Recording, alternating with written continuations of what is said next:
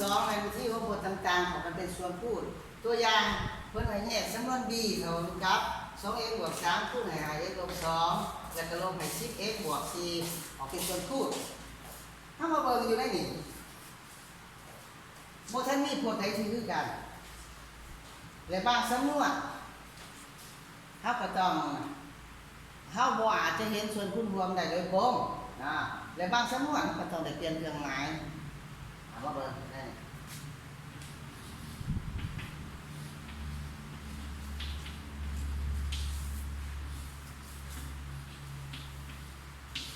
เขาโบลบ 4x บวก4เขาเป็นอันเดียวกัน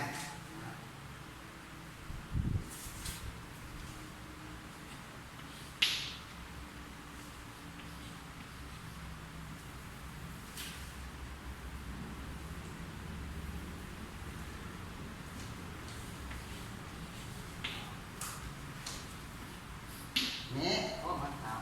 ำเวลาเอาวงเล็บออกเนี่ยมันก็ออกขึ้นตัวนี้ของกาวเอาวงเล็บออกตัวนี้จะเปลี่ยนเครื่องหมายวัดกดที่อยู่ในวงเล็บมันก็ออกขึ้นตัวนี้ของกาว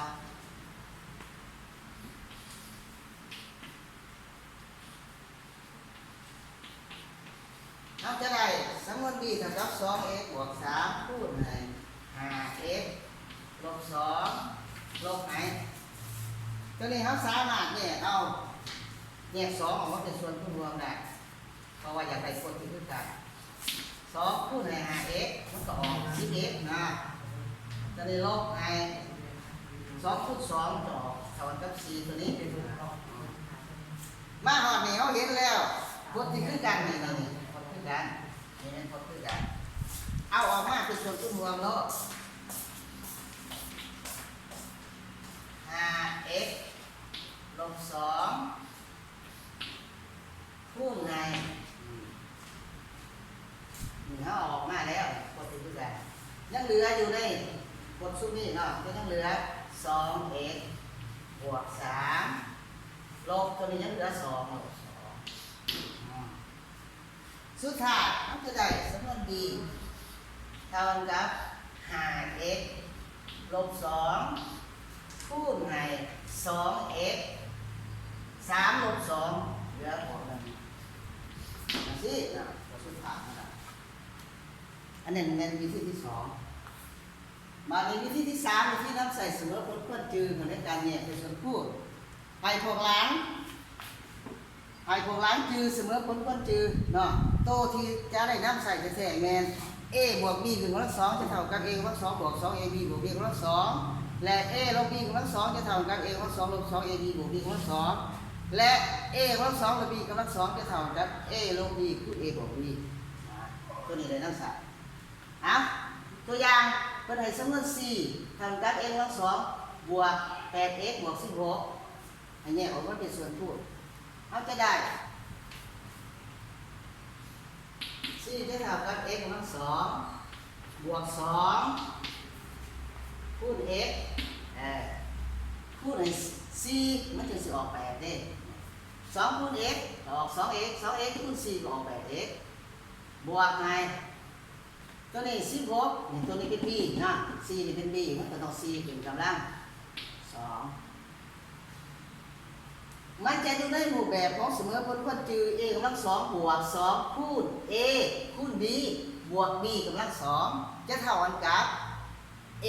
บวก b กำลัง2สุดท้ายมันจะได้สมมติ4เท่ากันกับ a นี่เป็น x b นี่เป็น 4เป็นกำลัง2 4x บวก 4 คือกำลัง2ก็เท่ากันกับ x บวก 4 คูณ x บวก 4แต่นอนอยู่ในรูปแบบของคนพูดคือได้อันนี้เป็นวิธีที่3สำหรับอยู่ในปัญหาที่1ไง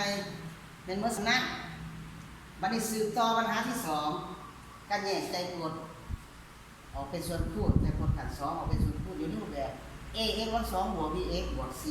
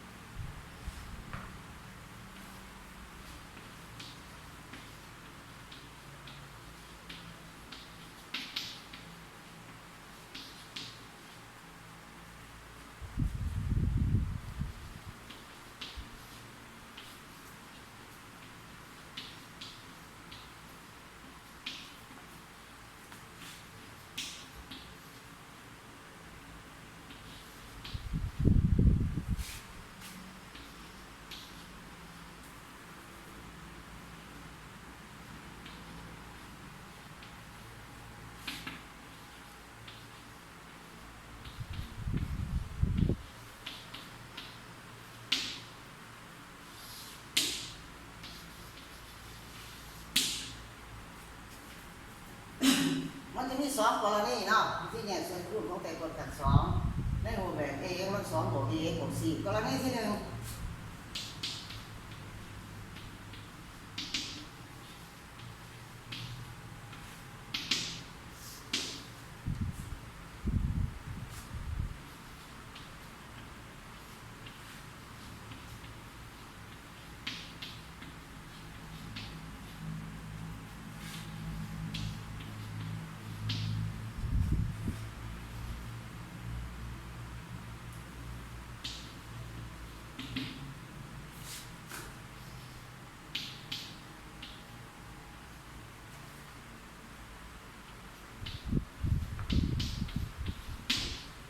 กรณีที่หนึ่งแมน b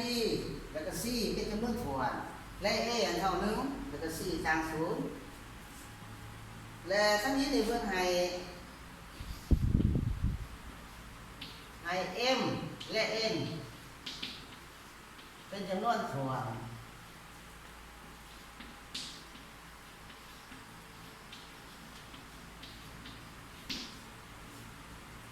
ซึ่งว่า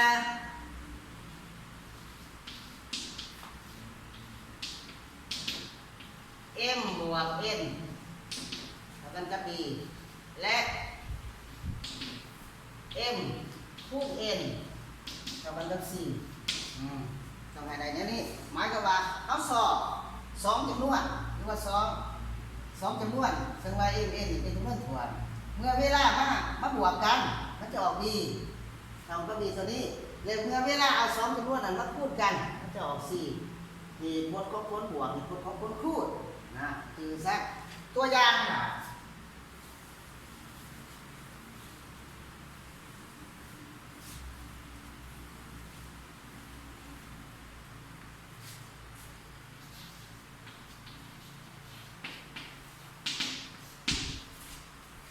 ตัวอย่างตัวเนี้ยสมมติลูกนี้ออกเป็นส่วนคูณ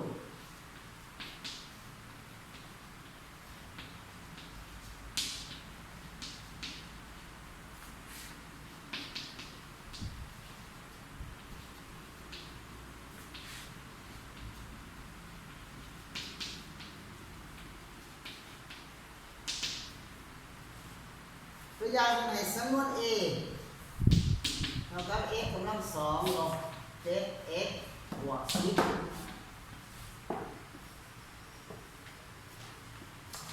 อยู่นี่นี่ทำไมเนี่ยสัมประสิทธิ์ของแต่ละคน a นี่เท่าเท่าใด a นี่จะเท่ากันหนึ่งเพราะว่า1คูณ x กำลังสองต่อ x กำลังสองถึงสิบ่มีหยังก็ตามบ่มีตัวเลขก็ตามถ้าบ่มีตัวเลขก็ถือว่า a เท่ากันหนึ่งวันนี้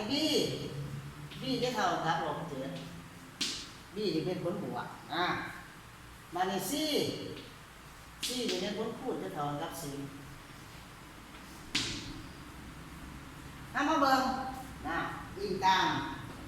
นี่ยากดูทำอย่างนั้นเอานี่ผลบวกก่อนเอาหาสองจำนวน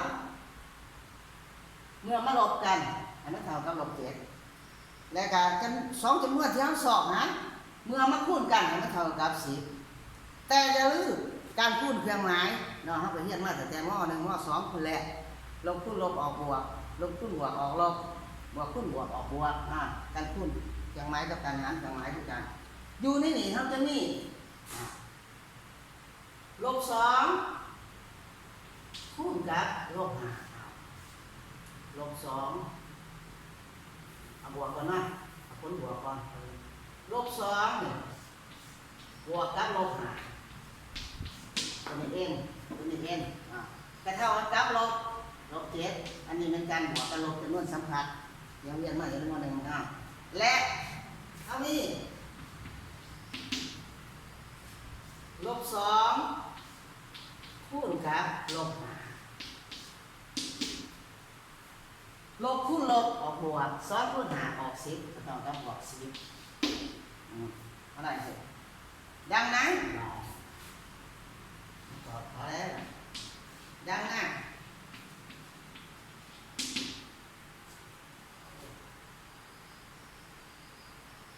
ขอโทษมากที่เสียทีกัน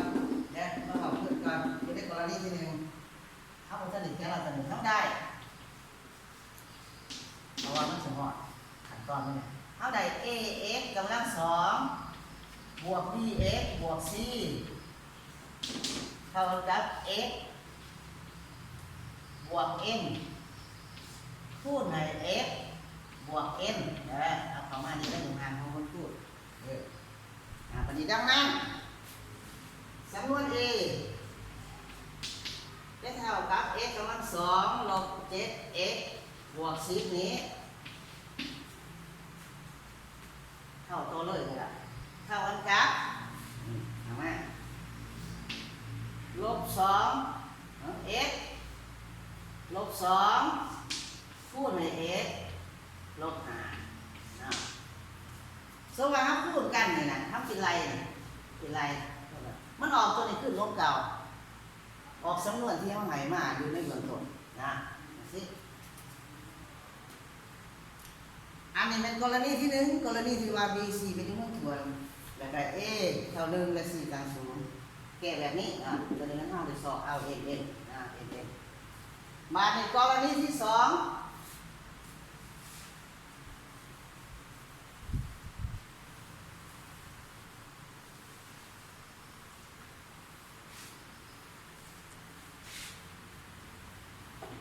กรณีที่สอง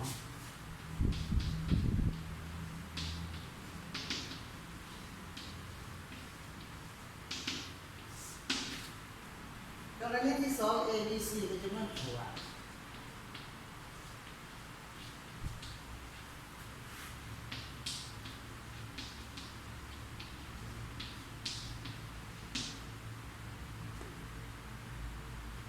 และ a จาง0แล้วก็ a จาง1แล้วก็ c จาง0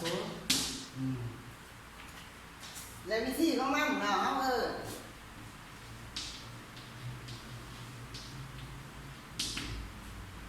a x กำลังสองนี่เป็นกฎหนาเป็นกฎหนาและ bx เป็นกฎกลาง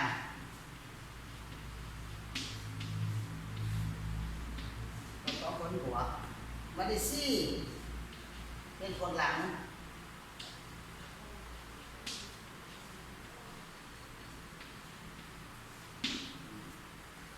เอาตัวอย่างมา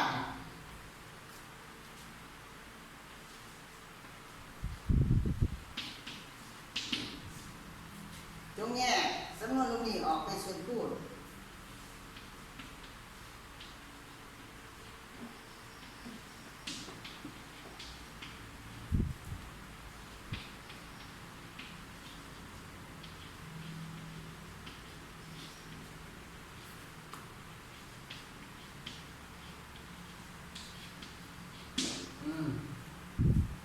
ตัวอย่างเป็นไหนสมมติ b เท่ากันกับ 2x กำลัง2ลบ 7x ลบ 4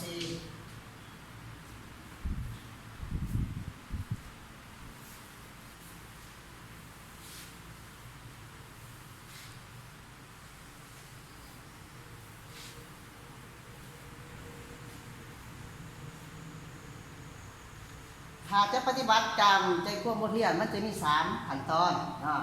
แต่เขาจะเอาขจรออกมาใส่ในที่ผิดดูได้นี่ 2x กำลัง2เป็นกฎหนาเป็นกฎหนา 7x เป็นกฎกลางกฎผลบวกและลบ c เป็นกฎหลัง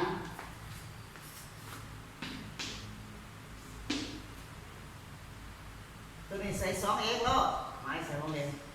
ตัวนี้มันจะเป็นยังแต่ตัวแต่x นี่เท่าใดเลยกฎหนาเนี่ยเมื่อเวลาเอา 2x คูณกับ x นี่มันออก x กำลัง2เป็นกฎหนาอะไรเนี่ย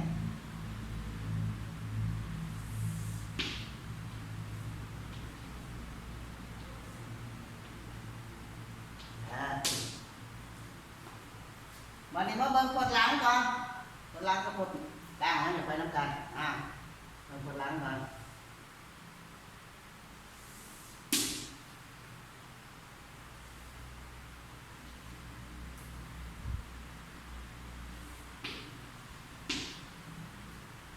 เขาเสียหยังมาคูณกันให้มันออกลบสี่เขาเสียเอาจำนวนใดมาคูณกันมันออกลบสี่นะสมมติว่าก่อนเอา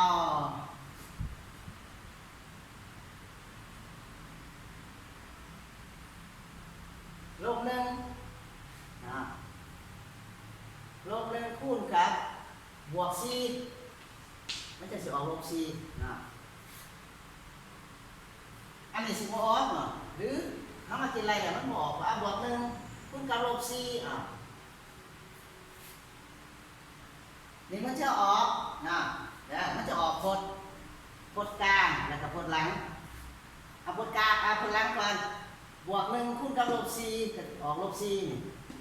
ออกพจน์หลังวันนี้มาเป็นพจน์กลางวิธีคิดอะไรพจน์กลาง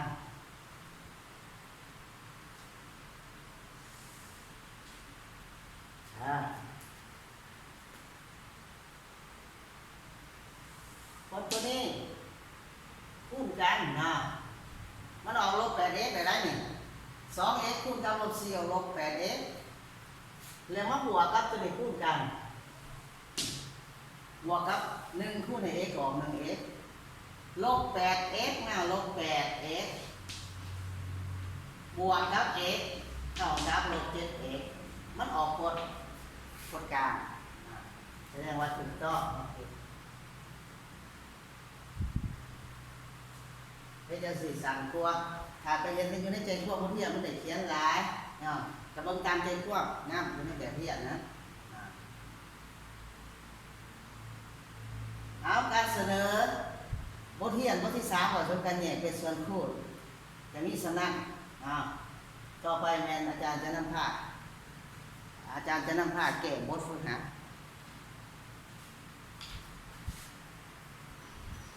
ภาษาต่อไปอาจารย์จะนำผ้าในเรียนแก้บทฝึกหัดในเรียนกลุ่มบทฝึกหัดขึ้นมาข้อที่1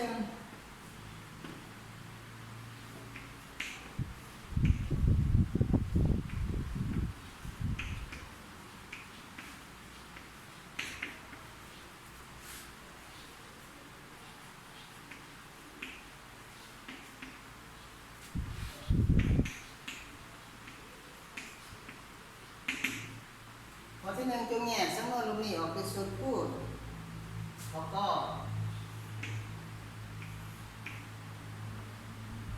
สำนวนหาเป็นไหนสำนวนมาหา a บวก 10b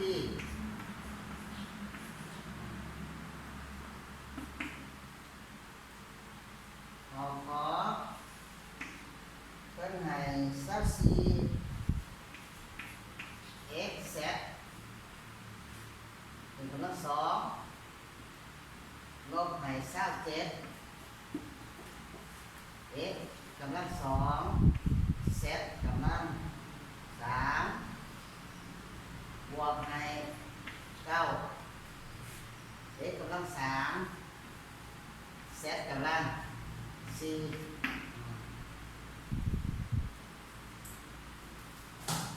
เอามาเบิ่งวิธีแก้แล้วก็เป็นให้สำนวน 5x บวก 10b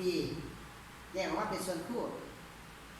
ดูได้นี่ว่าบนตัวเลขนี่เป็นเลข5นี่เป็นเลข10เขาสามารถเอา5ออกมาเป็นส่วนคูณรวมได้เพราะว่า5คูณ1ก็เท่า5คูณ2ออก10ก็สั่นนะถือว่า5เป็นส่วนคูณรวมบัดนี้ AB มันแยกออกบ่ได้เพราะว่ามันบ่คือกันกฎที่มีตัวอักษรบ่คือกันถ้าจะเท่ากับ5คูณA เวลาคูณกันมันออกเป็นคือบวกไงมันจะได้มันจะออก10ดีคือถ้าว่า10นี่ก็ต้องเป็น2ก่อนได้10แล้วมาคูณกับหยังมันจะสิออก10ดีจะคูณกับ b อีกเนาะ10มันง่ายในข้อก็บัดนี้ข้อเอามาเบิ่งตัวเลขมันตัวเลขก่อนแต่ละคนมันมีตัวเลข24 27ตัวนี้เนี่ยมันมีเนาะส่วนคูณของมัน6คูณ4ออก24หรือว่า3คูณ8ออก24 2คูณ12ออก24ตัวนี้27 3เก่า27เก่า3 27เป็นเก่า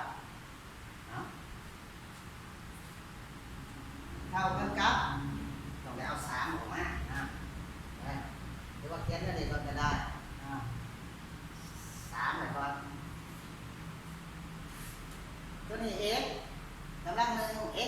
2 x กำลัง3เลือกเอา x ออกมาก่อนเอาคนที่มีตัวอักษรหน่อยสุดมันก็มูออกมาเป็นส่วนคูณรวมมันเองจะมีเซตกำลัง2เซตกำลัง3เซตกำลัง4ต้องเอาเซตกำลัง2ออกมา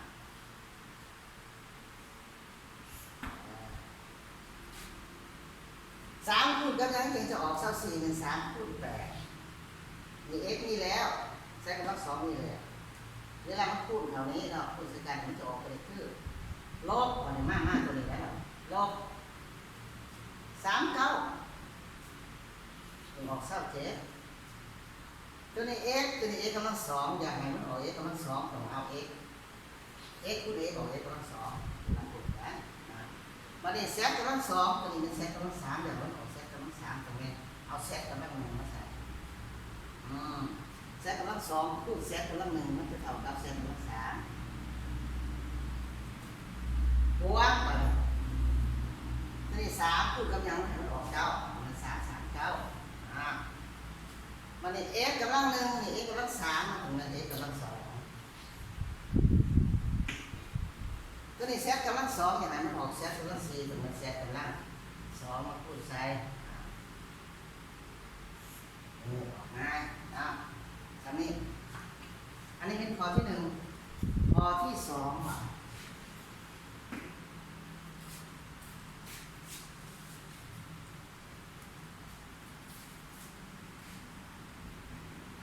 เอาเขาเป็นข้อเดียวกันเลยใช่ไหมข้อที่2อันนี้เป็นสำนวนกันมากนะเราใช้สำนวนข้อใช่ไหมข้อ5คูณใน x ลบ3ลบใน a คูณใน3ลบ x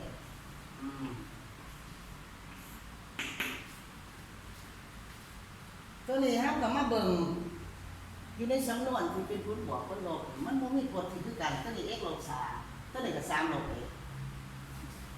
มันจะตกอยู่ในบรรทัดเนี่ยเอาใจใส่ตัวที่3กับดอกจันที่3อยู่บนว่า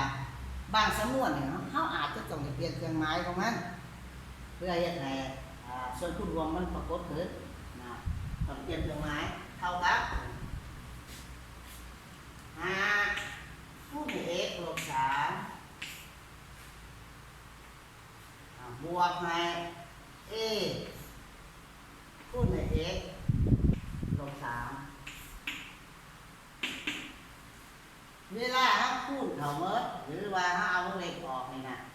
มันจะออกขึ้นตัวหนึ่งของเก่าเนาะหรือว่าคูณลบ a เขาเนี่ยมันก็ออกลบ 3a บวก ax ก็คือกันแหละบวก ax ลบ 3a คือกันนี่มาหอดเนี่ยเขาเห็นแหละผลคือกันผลคือกันเอาออกมาเป็นส่วนคูณรวมโลดน่าจะได้ x ลบ 3คูณใหม่ตัวนี้ถ้าเอา x ลบ 3ออกมาเนี่ยมันเหลือบวกใหม่ตัวนี้เอา x ลบ 3ออกมาเนี่ยมันเหลือ a ออกกันสิเดี๋ยวเราเขียนตอบมาเลยเอามีบทเขียนอยู่นะx ลบ 3เอาตัว x ลบ 3คูณใหม่5บวก a เอากันสิจากสำนวนที่เราเป็นไหนมาเป็นผลลบผลบวกมันมาเป็นผลคูณอย่างนี้มันในข้อข้อ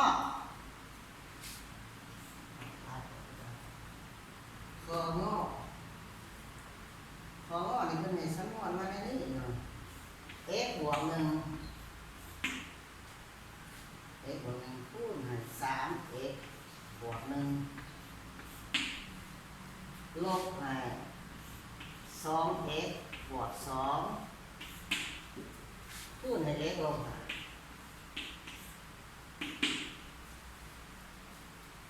เอามาเนี่ยมาเบิ่งสำนวนที่เพิ่นให้มาเนี่ยก็บ่มีผลที่คือกันหรือว่าบางสำนวนเฮาอาจจะบ่เห็นส่วนคูณรวมของมันได้โดยตรงเราจะเป็นจะต้องสอบหาส่วนคูณรวมมาเบิ่งมันต้องมีการเปลี่ยนแปลงอยู่ในเบื้องนี้เอาเบิ่งอาจจะได้หรือว่าเท่ากับ x บวก 1คูณ 3x บวก 1 ลบเอาสองนี่ออกมาเป็นส่วนคูณรวมได้เพราะว่าตัวหนึ่งมีสองตัวหนึ่งมีสองสองคูณให้ x บวกหนึ่งคูณให้ x ลบครับมาหอดเดี๋ยวเห็นแล้วโพธิคือกันถ้าเอาโพธิคือกันฮะออกมาเป็นส่วนคูณรวมตัวนี้เป็นโพธิคือกันเอามา x บวกหนึ่งคูณให้เพื่อบ่อยากให้สัดส่วนเขาใส่วงขอนะเอาตัวนี้ออกมาเนี่ยเหลือตัวนี้ 3x บวกหนึ่งลบเอาตัวนี้ออกมาเนี่ยเหลือ2คูณให้เนี่ยเหลือตัวนี้ x ลบวงขอเท่ากับถ้ามากินอะไรอยู่ในวงเล็บนะอะไรอยู่ในวงเล็บก็ดีที่เก่าตัวที่เขาเนี่ยว่าเป็นส่วนคูณรวมเวลาจะกินอะไรไม่ต้องพูดตัวเด็กเขาหรือว่าเวลาเขาจะเอาวงเล็บออกหามีเครื่องหมายลงเป็นตัวหนาวงเล็บมันจะเห็นให้ทุกตัวเลขที่อยู่ในวงเล็บมันเปลี่ยนแปลงเครื่องหมายนะเอาเลยเดี๋ยวใส่เข้าไปนะ 3x บวก1ลบ 2x บวก10ใส่พูดกันเอาเลยก็ได้เท่ากับสอบมาเลยว่าลงมันเห็นในเขียนได้อยู่วัดอยู่เท่ากับ x บวก1คูณกับนี่พจน์ที่คือกันเขาสามารถบวกลบกันได้นะนี่พจน์ที่มีตัวเลขแต่ตัวเลขจะบวกลบกันได้ 3x ลบ 2x เพราะว่ามันอยู่ในวงเล็บเดียวกันก็ยังเหลือ x ตัวนี้1บวก10บวก 10x เท่าตัวนี้นะเอาหมดอยู่ในข้อที่1ข้อที่2บัดนี้